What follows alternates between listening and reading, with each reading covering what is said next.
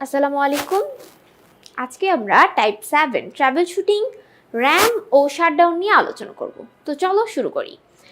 প্রথমেই বলা হয়েছে ট্রাভেল শুটিং ট্রাভেল শুটিং কি? ট্রাভেল শুটিং হচ্ছে সমস্যা সমাধানের উৎস বা উৎপত্তি স্থল। তাহলে সমস্যার উৎপত্তি স্থল নির্ণয়। সো অ্যান্সার হচ্ছে ক। পরবর্তী প্রশ্ন, ট্রাভেল শুটিং হচ্ছে, আচ্ছা এখানে আমাদের বহুপদী কোশ্চেন, যেহেতু এখানে আরও অপশন রয়েছে, চলো পড়ে দেখি কি বলছে।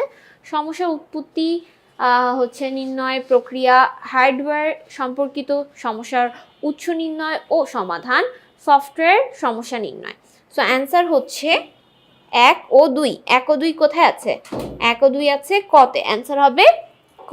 পরবর্তী প্রশ্ন, ট্রাভেল শুটিং কথাটি কোনটির সাথে বা কোনটির জন্য প্রযোজ্য? ট্রাভেল শুটিং সাধারণত আমাদের হার্ডওয়্যারের জন্য প্রযোজ্য। অ্যান্সার হচ্ছে ঘ। পরবর্তী প্রশ্নে চলে যাব।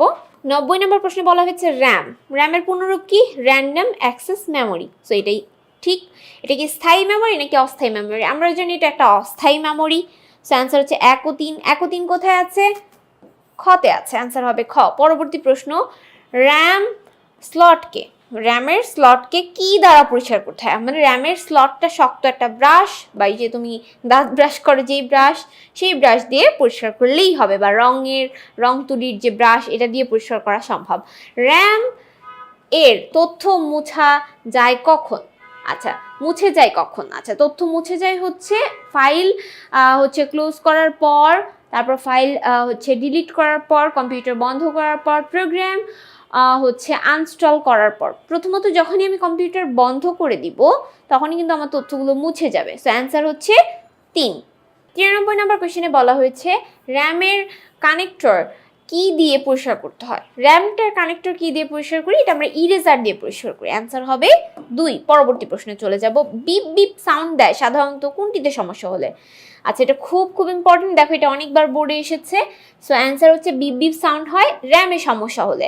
দেখবা কম্পিউটার থেকে অনেক সময় বিপ বিপ বিপ এরকম একটা সাউন্ড হয়। সো তোমাকে বুঝতে হবে তোমার র্যামে প্রবলেম হয়েছে। ডিসপ্লে না আসলে সাধারণত কোনটি পরিবর্তন করতে হয়?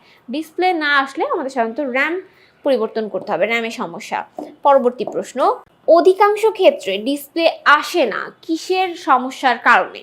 ডিসপ্লে না আসার কারণই হচ্ছে র্যামে সমস্যা হলে এই ধরনের প্রবলেম হয়ে থাকে। সো র্যামে হবে ক। তারপর পরবর্তী প্রশ্ন, 97 নম্বর প্রশ্ন, কম্পিউটারের মেমোরি স্লটে কি থাকে? আচ্ছা মেমোরি স্লটে র্যাম থাকে, তাই না? র্যামকে র্যান্ডম অ্যাক্সেস মেমোরি বলি না? সো অ্যান্সার র্যাম হবে। ওকে পরবর্তী প্রশ্ন, সিস্টেম ঠিকভাবে চলছে কিন্তু মনিটরে কিছুই দেখা যাচ্ছে না, এক্ষেত্রে সাধারণ ট্রাবল শুটিং হবে স্লট থেকে র্যাম সরিয়ে ইরেজার দিয়ে মুছে পরিষ্কার করা, ব্রাশ দিয়ে সরাসরি র্যামের স্লট পরিষ্কার করা, র্যাম ইনস্টল না করে সিস্টেম চালু করে বিপ বিপ সাউন্ড খেয়াল করা। অ্যান্সার সবগুলোই হবে, বোঝাই যাচ্ছে যে পরিষ্কার করতে হবে ইরেজার দিয়ে, র্যামের স্লট পরিষ্কার করতে হবে এবং দেখতে হবে যে র্যামটাকে সরিয়ে দেখতে হবে যে বিপ বিপ সাউন্ড করে কিনা। যে বিপ বিপ সাউন্ড না করে তাহলে বোঝা যাবে যে র্যামেই প্রবলেম আছে, র্যাম দিলে যেহেতু বিপ বিপ সাউন্ড করছে। সো অ্যান্সার 1 2 3 4 সবগুলো হবে।